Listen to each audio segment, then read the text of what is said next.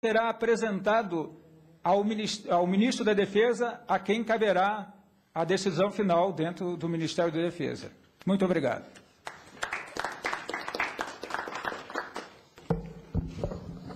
Agradecemos as palavras do senhor Coronel Antônio Paulo Maciel.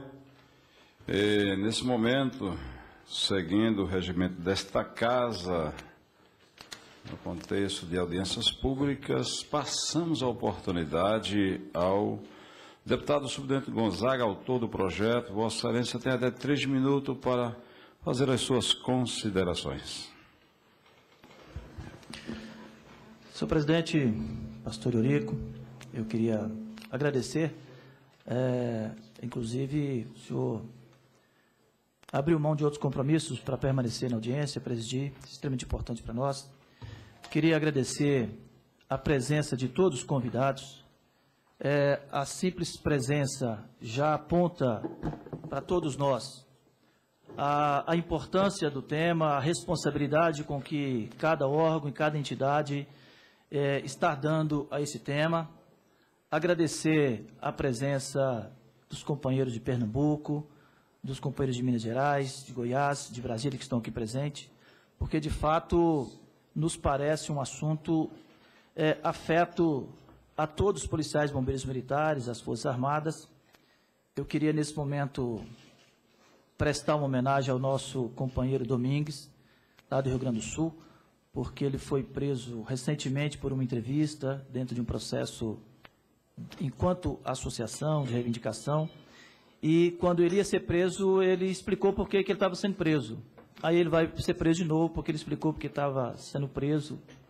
Então fica aqui as nossas homenagens ao soldado Domingues, nosso diretor da ANASPRA no Rio Grande do Sul. A rigor, eu não precisava de falar, porque a nossa posição está traduzida no projeto. Esse projeto, ele vem sendo construído desde 2009, ainda na organização da Conferência Nacional de Segurança Pública, passou por um amplo debate na conferência, posteriormente ele passou por um amplo debate no CONASP, onde o pleno do CONASP, que tem a representação dos gestores, do governo, da sociedade civil, dos trabalhadores, aprovou uma recomendação no sentido de adotar esse princípio. Esse debate teve uma participação ampla das associações, inclusive das associações aqui presentes. É um texto convergente com a posição das associações de policiais e bombeiros militares aqui presentes. E nós queremos apenas reforçar e pedir aqui ao Ministério da Defesa, até porque nós tínhamos um posicionamento de consultoria aqui na Câmara Federal, consultoria do Exército, no sentido de que não havia oposição ao projeto, muito embora uma preocupação com uma possível reflexo de algum tipo de reivindicação nas Forças Armadas, mas que não era um posicionamento de oposição ao projeto.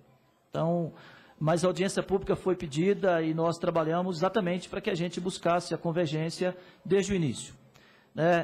A ausência, a quinta-feira, todos nós sabemos que é um dia um pouco mais complicado para as audiências públicas, mas graças ao esforço da Comissão de Segurança Pública, na pessoa do seu presidente, de toda a comissão, de toda a secretaria da comissão, nós insistimos que fizéssemos desse ano.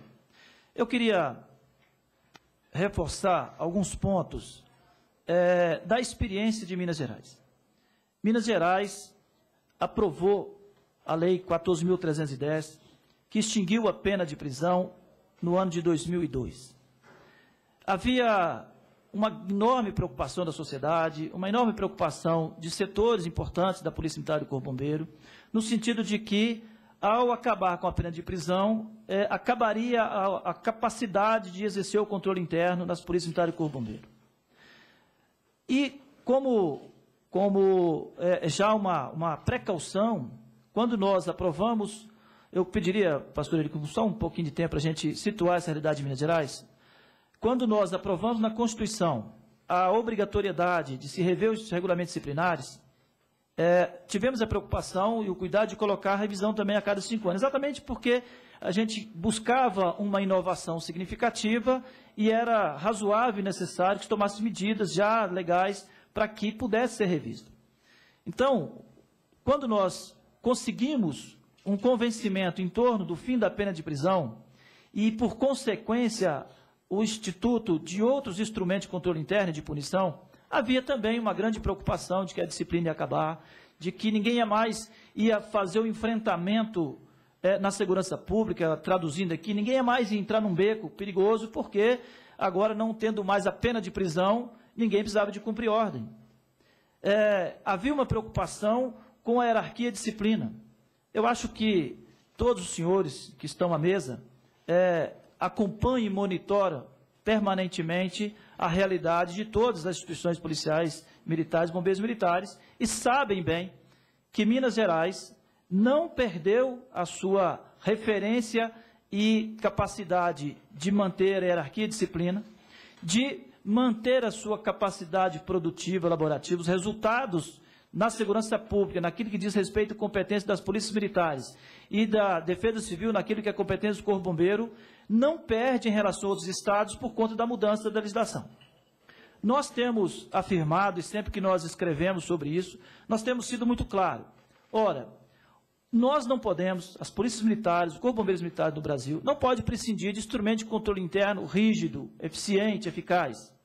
Afinal de contas, somos os únicos autorizados pelo Estado a portar uma arma e a usá-la em nome do Estado, em nome da cidadania, em nome da governabilidade, em nome da democracia. Então, é natural que não podemos prescindir de instrumento de controle interno rígido, de uma corregedoria eficiente, eficaz, de processos e procedimentos que efetive a aplicação com rigidez da punição. O que nós estamos dizendo é que, para ter controle interno rígido, não precisamos ter instrumento de punição humilhante. O foco é a prisão disciplinar para o policial militar, seja por qualquer falta disciplinar, ela é extremamente humilhante, degradante. Nós temos, para além dos demais cidadãos, o Código Penal Militar. Há pouco, o colega da imprensa questionava, mas então liberou geral, né? Não, nós temos um Código Penal Militar extremamente rígido. E boa parte dos crimes que estão capitulados no Código Penal Militar são transcritos para o RDPM. Eu citava para ela o exemplo. Dormir em serviço é crime militar e é também falta disciplinar. Se quiser punir o crime militar de dormir, pune-se pelo Código Penal Militar. Mas ele também lá tem o seu rito, tem o Instituto da Defesa do Contrato, está dentro do Código, mas dentro do RDPM não tem. Por mais que nós tenhamos, e eu concordo, Coronel Maciel, que nós todas as instituições atualizaram minimamente os seus códigos. Mas ao manter a pena de prisão, e aí nós conhecemos o regulamento disciplinar de vários estados, que até adotaram o nome de Código de Ética. Nós temos estado que adotou o Código de Ética recente, mas manteve o instrumento talvez pior do que o RDE, no sentido da aplicação da punição. A aplicação da pena de prisão, pela simples decisão de um superior, que pode ser do cabo ou do coronel, você está preso. Mas o que está escrito? Não precisa escrever, o RDPM me dá condições, em nome da disciplina você está preso. Isso é inadmissível. E é isso que nós estamos buscando, pastor Eurico. E aí nós trazemos, com muita tranquilidade, o exemplo de Minas Gerais. Minas Gerais não perdeu a disciplina, não perdeu a hierarquia, não perdeu a produtividade, não houve uma recusa do cumprimento de uma ordem sob a premissa de que eu não fico preso mais e não vou cumprir. E, por outro lado, a rigidez da pena de prisão não foi suficiente para inibir o processo de reivindicação que nós vivenciamos nos últimos 15 anos, 20 anos. Todos nós, de todos os estados, tivemos que fazer, por sobrevivência, por busca dessa dignidade, tivemos que fazer os nossos movimentos de reivindicação. E reivindicação essa que beneficiou todos, do ponto de vista da melhoria da remuneração e do respeito. E nós não deixamos de cumprir nosso papel, inclusive no controle, vou usar essa expressão, né, no controle social. Nós tivemos inúmeros movimentos em Minas Gerais, e não foi por conta da falta da pena de prisão aplicada ou aplicável às punições disciplinares que os militares de Minas Gerais, policiais militares, deixaram de fazer o controle. cumprir o papel da mesma forma. Então nós podemos trazer não é mais convicção, essa realidade de Minas Gerais para dizer que o fim da pena de prisão, os instrumentos da ampla defesa, do contraditório, do devido processo legal, eles, primeiro, não impedem a punição, não impedem o controle interno, mas a existência deles, por si só, também não inibe o cometimento de falta. Não é a pena de prisão também que está inibindo. Então, nós temos que aperfeiçoar os instrumentos de controle interno, fortalecer as corregedorias, entender o processo de controle interno e externo que a sociedade está a cobrar de nós, todos. Nós temos insistido, nós não temos problema com o controle externo.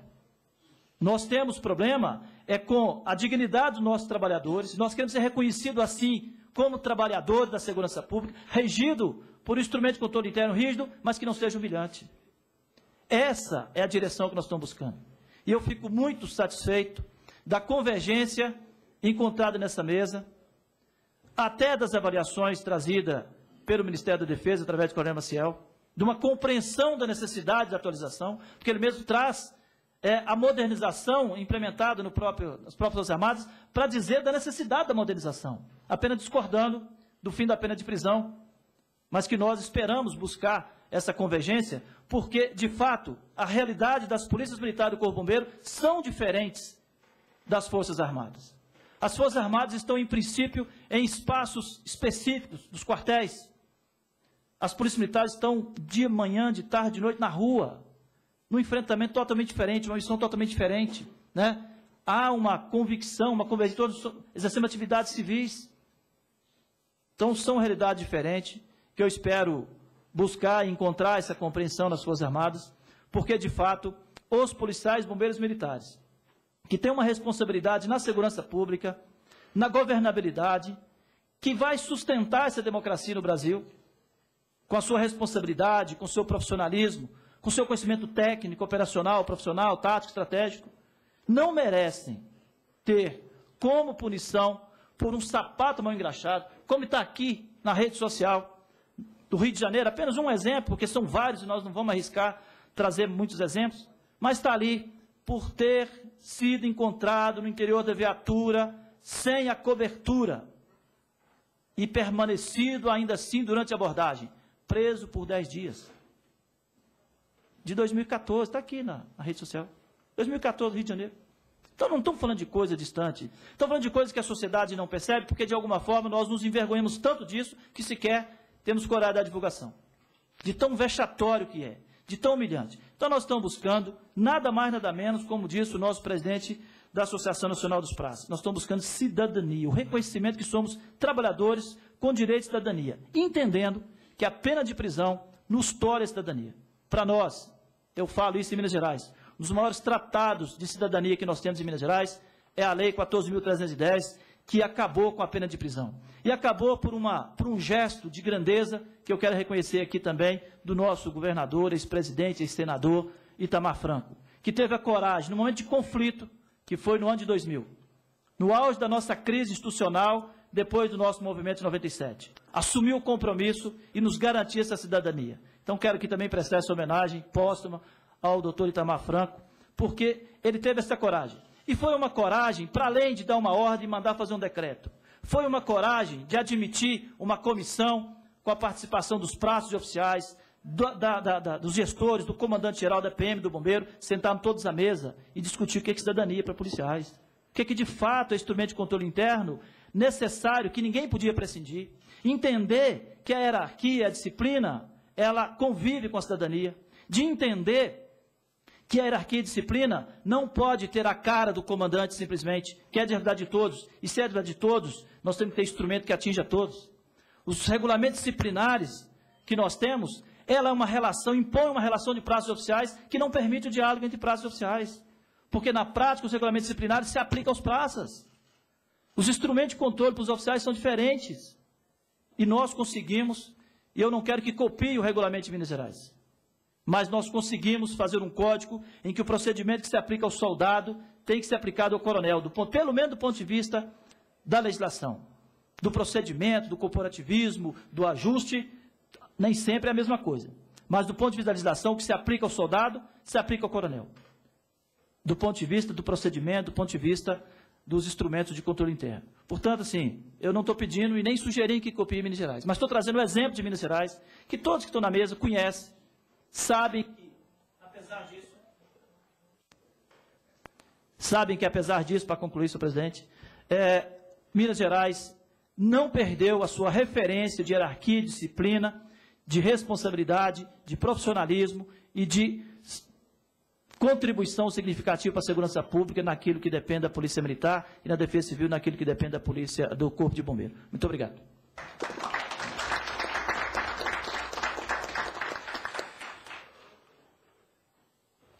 Obrigado, nobre deputado suplente Gonzaga. Terminados os debates, passamos às considerações finais e, para tanto, agora estaremos concedendo a oportunidade até 1 minuto para cada um dos oradores, seguindo a mesma sequência anterior. Em primeiro lugar, concedendo a palavra ao senhor Luiz Clóvis Guido Ribeiro para as suas considerações finais.